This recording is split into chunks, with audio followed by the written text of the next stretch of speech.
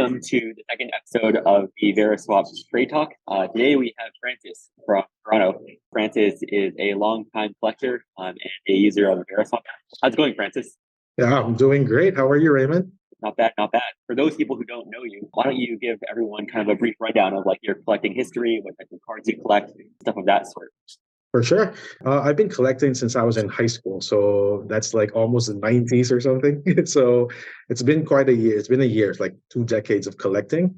And actually, I think one of the most unrecognized area of collecting is that when we were kids, we used to trade cards. We don't really like buy. We don't have that kind of money to buy and whatsoever. So I go to there's this mall back home in which I go to every Sunday. It's like a trade night or whatsoever, and that's where I get it. When growing up now in the modern times, like 2020s and stuff like that, we don't have that avenue anymore. Like we just buy and sell now, and it's like all these scammers when you do trades and stuff. It's scary. So it's such a big thing when I saw Veriswap for the first time. Like, okay, so this is a good avenue. It protects both sides of the deal. So yeah, and I saw it. I tried it out. So happy with it. And thank you for bringing that trading back up again to the market. Yeah, for sure.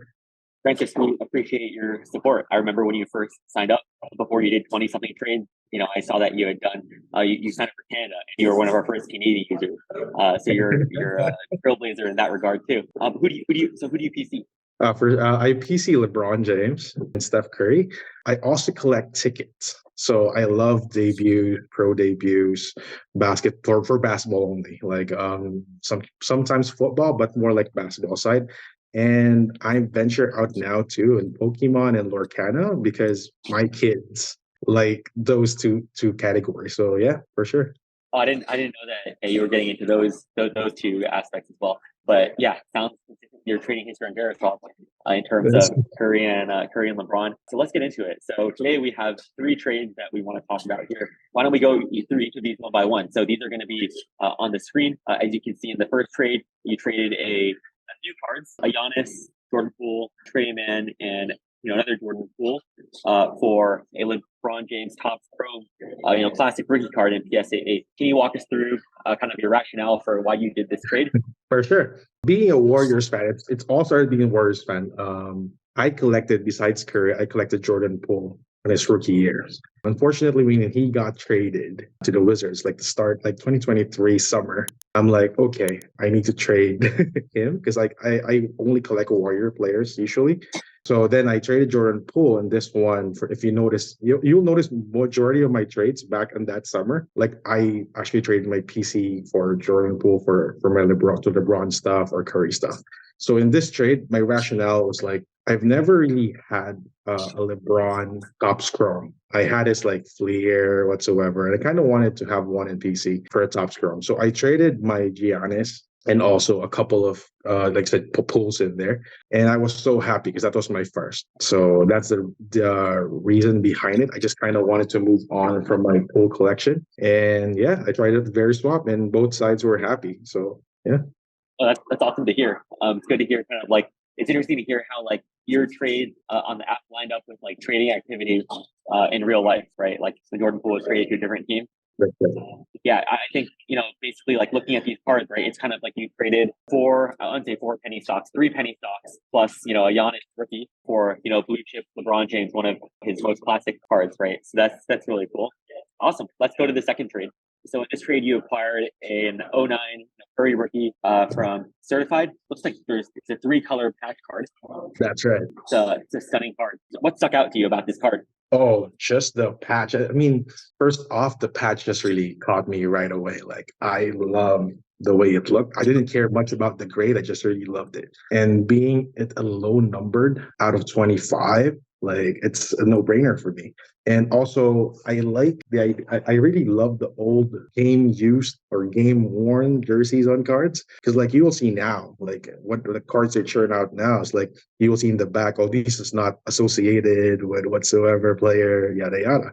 Like the classic ones, I really love. So being a rookie card of Steph Curry, being a game worn patch, plus being low numbered, that's what could really like sold me to it. And the good thing about this trade too is when I was chatting with the guy, that was like the first couple of weeks that you guys launched the chat something for the thing. I remember chatting with the guy and I was telling him that he was actually looking for inventory because he was going on a show or something. So it kind of worked out because he wanted more cards to sell for his like stand. So that's one of my happiest trades because like I helped him out, he said, and then like he helped me because like I love the card. So yeah. Yeah, it's a stunning. First of all, it's out of 25. Second, there's it's not a napkin, right? There's three colors in two of the patch windows. I like how like the curve in the patch is different on the A versus it is on the N, right? Correct. Like you kind of have a rounded piece versus like the straight piece. That's So right. that's really cool. But one thing that stuck out to me was like, can you talk a little bit about like what exactly was traded here? Like, I see a BTS ticket. I see. Like, how did that go down? I've never seen a BTS ticket being traded on our platform before. For sure. Actually, for I got into ticket collecting because, like, actually, it's a very niche group. Like, we started out there. There's this other group that I joined, a ticket collecting group.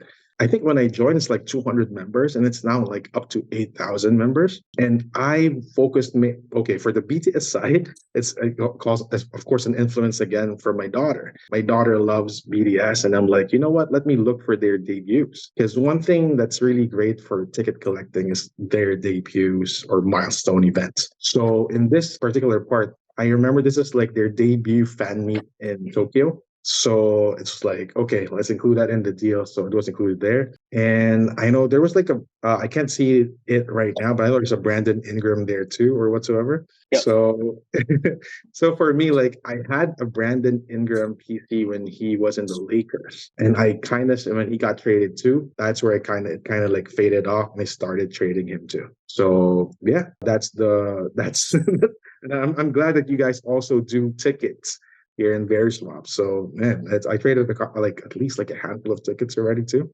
So yeah, I appreciate you guys a lot. That's very interesting, actually.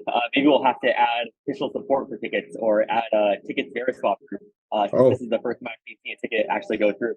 for sure. But And we'll blast it out in the groups, man. We'll blast it out. that is very cool.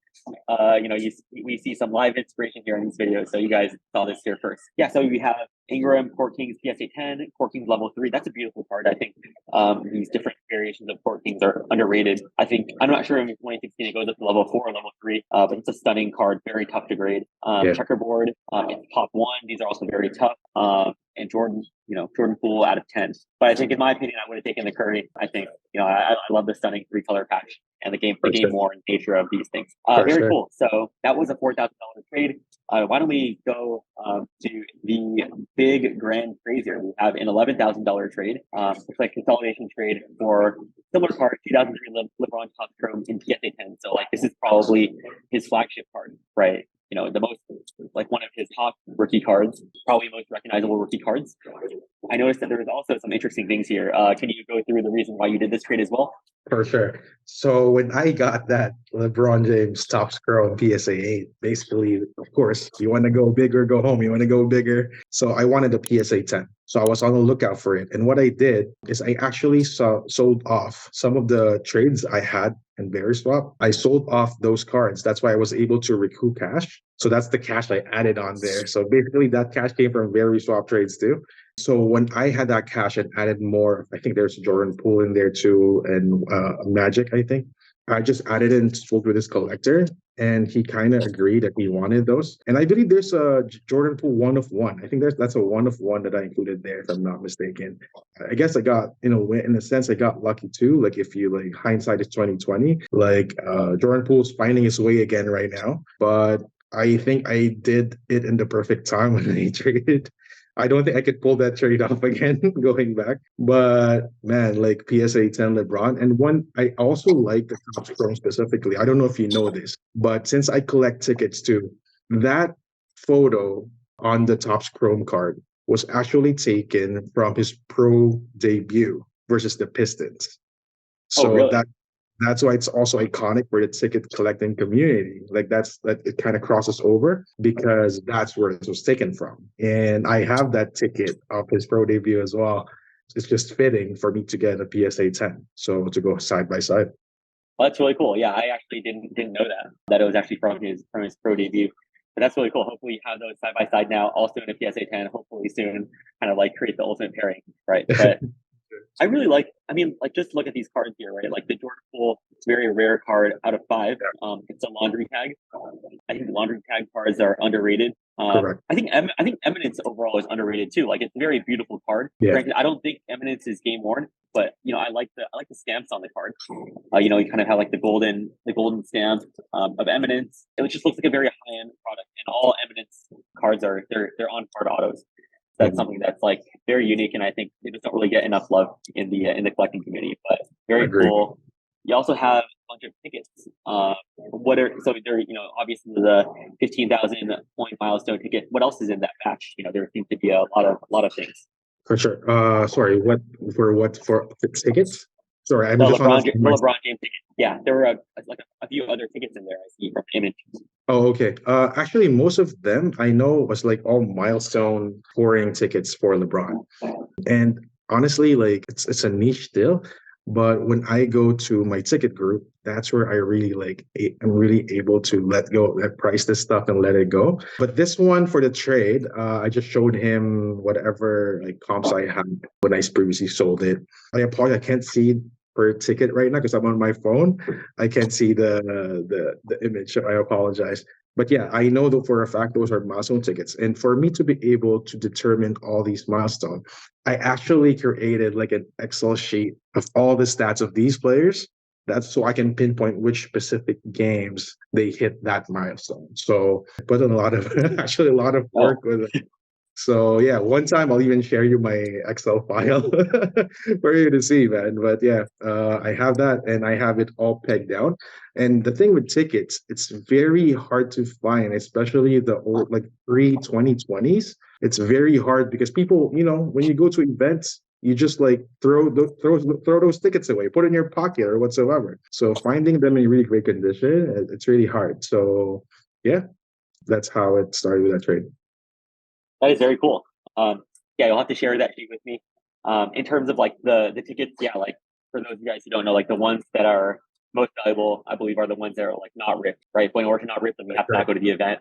So that's very, very rare because you know if it's going to be an iconic event that people are going to go, so the supply of unripped tickets is going to be close to zero. Correct. But that is really cool. Well, Francis, not going to keep you on for much longer, but really appreciate learning about tickets today and some of the really cool PC cards that you acquired.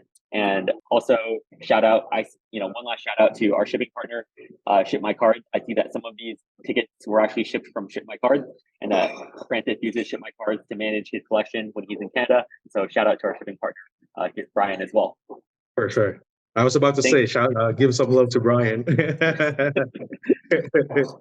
you guys for tuning in. And yeah, this is episode number 2. Thank you so much. Take care, Raymond.